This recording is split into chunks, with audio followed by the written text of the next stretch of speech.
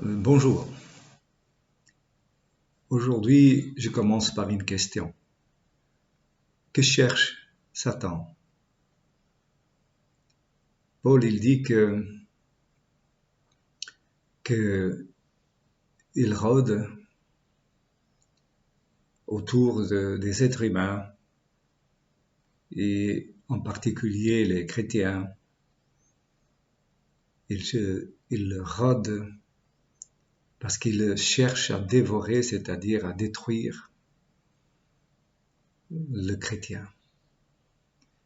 Pas nécessairement de façon physique, le faisant disparaître physiquement, mais le détruire, c'est que le chrétien finit par abandonner la foi en Jésus-Christ notre Seigneur. Et il en profite des épreuves, les épreuves que nous tous nous connaissons et nous devons passer. Paul il nous dit que c'est par beaucoup de tribulations qu'il nous faut entrer dans le royaume de Dieu. Alors pourquoi beaucoup de tribulations pour entrer dans le royaume de Dieu? Parce que pour entrer dans le royaume de Dieu, si nous ne sommes pas morts à nous-mêmes, nous ne pourrons pas y arriver. Et beaucoup de tribulations, c'est que un combat à mort s'est engagé entre la chair et celui qui est né de nouveau dans l'esprit. Effectivement, là, nous avons deux lois. Celle qui est de la chair, qui est de toute façon morte, parce qu'elle est déjà condamnée, et celle de l'esprit de celui qui est né de nouveau. C'est un combat que nous ne pouvons gagner que si nous marchons dans l'esprit. Et l'apôtre Paul a été un homme très inspiré par Dieu.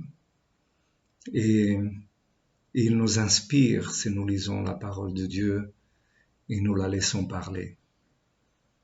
Effectivement, Paul, il nous montre clairement que cette lutte existe parce que notre ancien être, c'est-à-dire l'homme ancien, l'homme naturel, celui qui est le pécheur, celui qui vraiment marche selon la chair, il est toujours là, mais cette chair, elle est toujours là, mais nous pouvons vaincre par celui qui est en nous.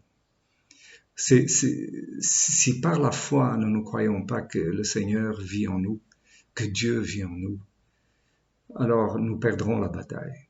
Parce que ce n'est pas par la connaissance, ce n'est pas parce que nous faisons tout comme il faut, que nous essayons de garder tous les commandements, toutes les petites lois même, jusqu'à aller... ce n'est pas cela qui va changer à l'intérieur de l'homme. Notre intérieur ne peut pas être changé par quelque chose qui vient de l'extérieur, c'est-à-dire nous devons suivre des règles, faire des choses pour plaire à Dieu. Non, ça ne marche pas comme ça.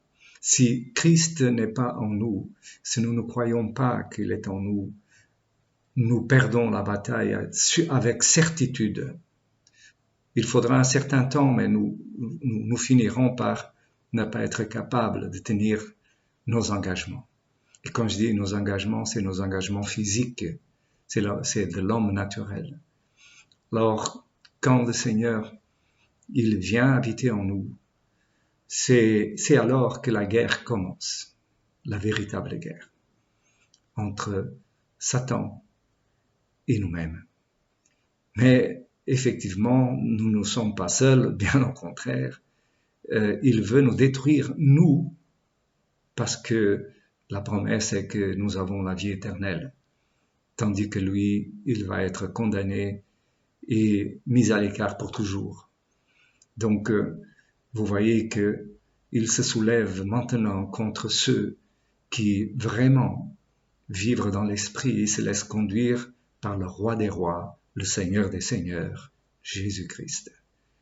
Et nous, si nous ne croyons pas cela, si nous pensons qu'il nous suffit essayer avec des efforts de garder tous les commandements, toutes les lois pour plaire à Dieu. Je pense que si vous êtes honnête avec vous-même, vous vous rendez compte que votre intérieur ne change pas et que ici et là, vous êtes amené à violer la loi de Dieu. Alors, si nous sommes nés de nouveau, Paul nous dit clairement, alors restez dans l'esprit. Restez dans l'esprit. Quand il dit inclinez-vous vers l'esprit, c'est parce qu'ils ne sont plus dans l'esprit.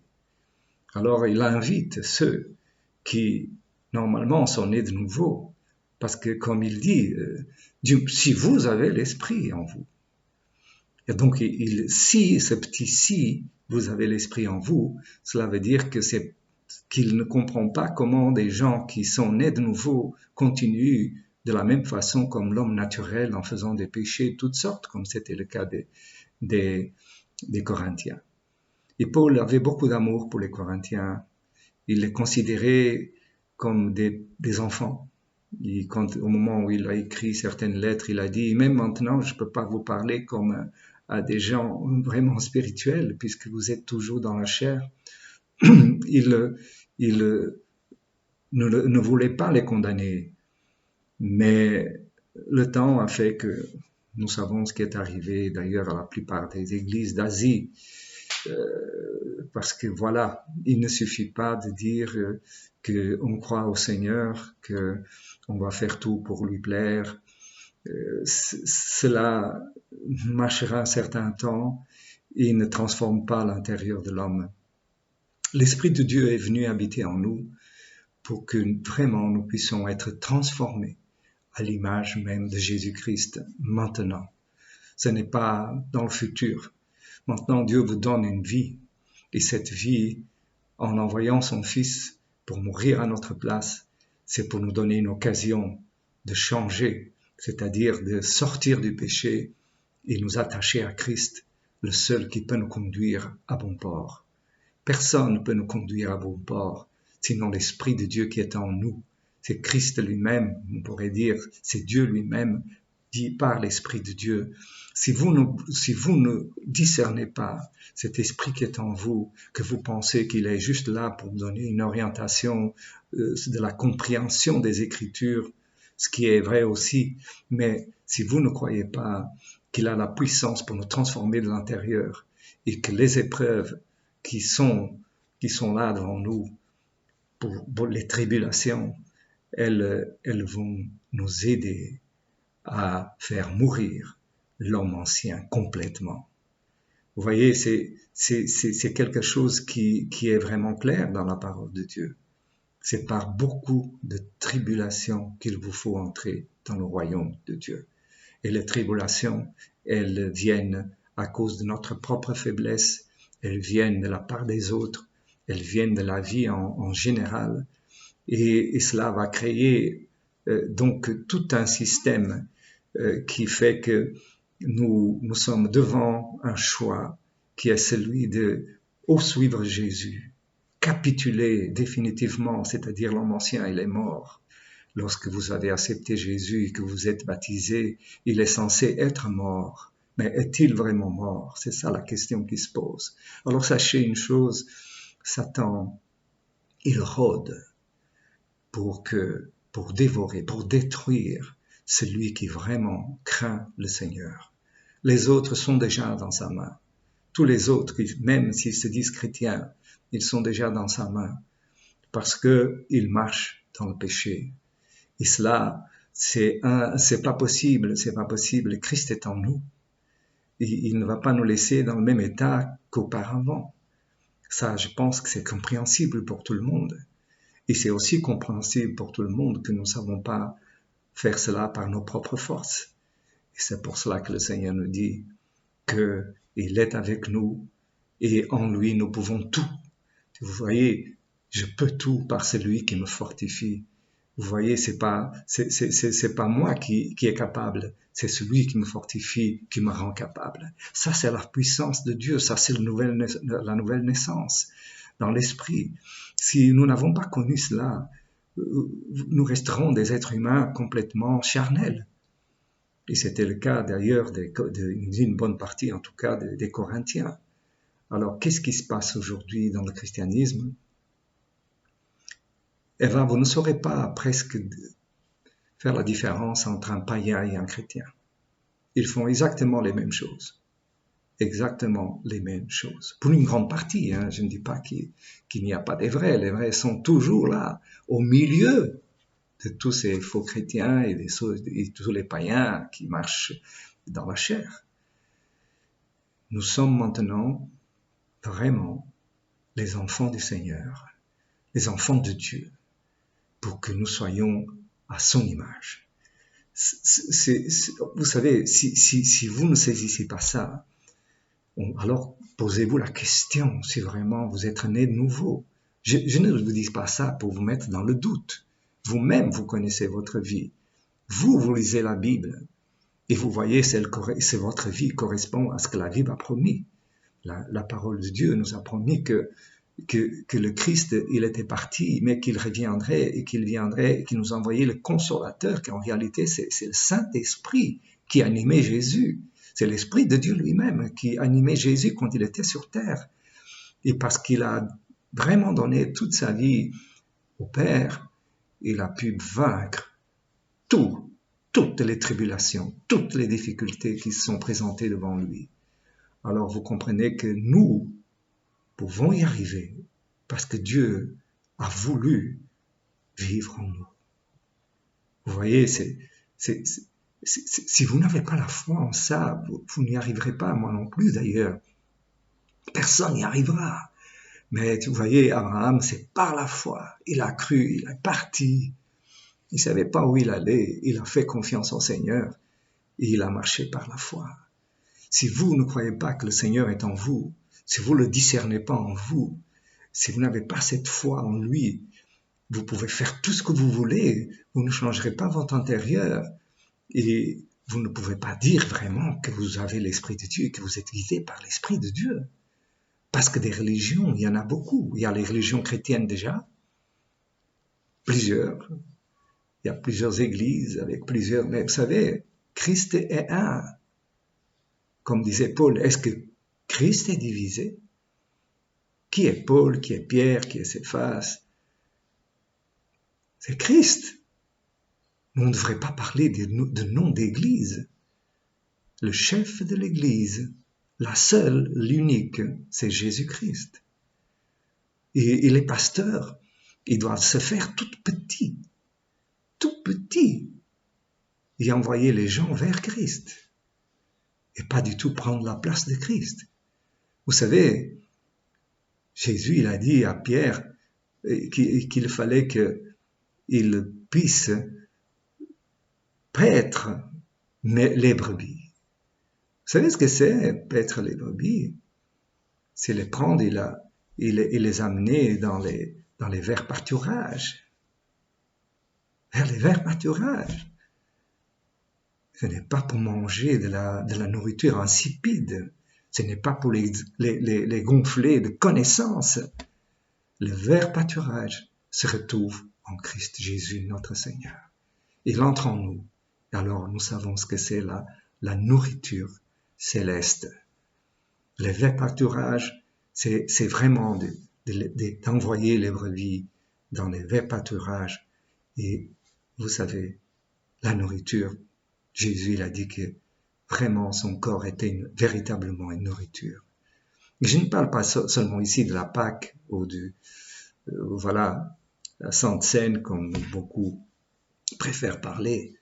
Je parle ici que ce qu'il a fait, c'était le sacrifice suprême pour que nous puissions être pardonnés et qu'il puisse venir vivre en nous pour qu'il nous dirige. Il nous dirige. Christ nous dirige.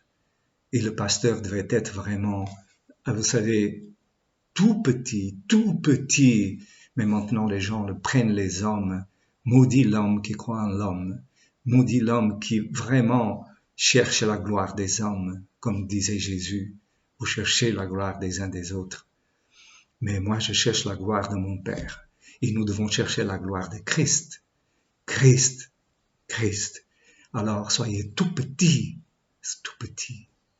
Quand vous voyez le spectacle de certaines églises qui ont une force de l'argent, ça coule à flot, une vie vraiment d'abondance, comme si c'était ça que le Seigneur nous avait promis. Il n'a pas dit ça. Que votre trésor se trouve au ciel et pas sur la terre. Vous voyez, abandonnez tout, suivez-moi, parce que là où est votre cœur, là où est votre trésor, là aussi est votre cœur. Alors si notre cœur, si notre trésor, c'est les recherches de choses matérielles pour notre bien physique, pour que nous soyons vraiment, nous ayons tout, on n'a besoin de rien parce que nous avons tout ce qui est matériel, alors croyez-le, vous n'êtes pas né de nouveau. Ce n'est pas moi qui vous le dis, c'est la parole de Dieu qui le dit. Lisez la parole. Si vous cherchez les choses de ce monde, vous n'êtes pas né de nouveau. Ça ne veut pas dire que Dieu ne vous bénira pas, mais vous ne les cherchez pas. Comme il a dit, vous savez, ne vous préoccupez pas de savoir ce que vous allez manger, ce que vous allez habiller. Ce sont les païens qui pensent à cela, dit le Seigneur. Vous voyez? Mais cherchez ce trésor, vous voyez, qui est là en haut. Et mettons notre cœur dans ce trésor qui est en haut, que nous attendons avec impatience pour pouvoir le rejoindre et vivre éternellement. La foi du chrétien, elle est la foi en Jésus-Christ, le Fils de Dieu vivant.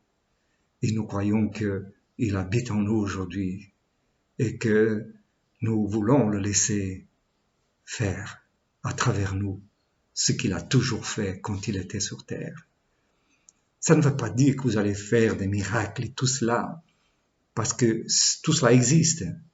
Mais ne cherchez pas ça, parce que le Seigneur donne des dons comme il veut, pas comme vous voulez, pas comme je veux, comme lui il veut. Alors, soyez certains que si vous êtes né de nouveau, Satan cherchera à vous détruire, mais il ne parviendra pas. Pour autant, il faut rester attaché au cep, qui est Jésus-Christ, notre Seigneur. Et alors nous porterons beaucoup de fruits. Et vous savez, les fruits principaux, ceux qui vont rester pour l'éternité, c'est la transformation que le Seigneur a fait en nous pendant que nous vivons maintenant. Qu'est-ce qu'il fait en nous? Il nous sanctifie, il nous purifie, il nous rend parfaits. Et il veut que nous soyons à l'image parfaite de Christ. Vous vous rendez compte? C'est cela qu'il est occupé à faire aujourd'hui. Dieu, le Père, le Fils, il veut cela pour nous. Et c'est maintenant que ça se passe. Croyez-le, parce que par la foi, vous verrez ces choses arriver dans votre vie. Que Dieu Tout-Puissant soit loué pour l'éternité.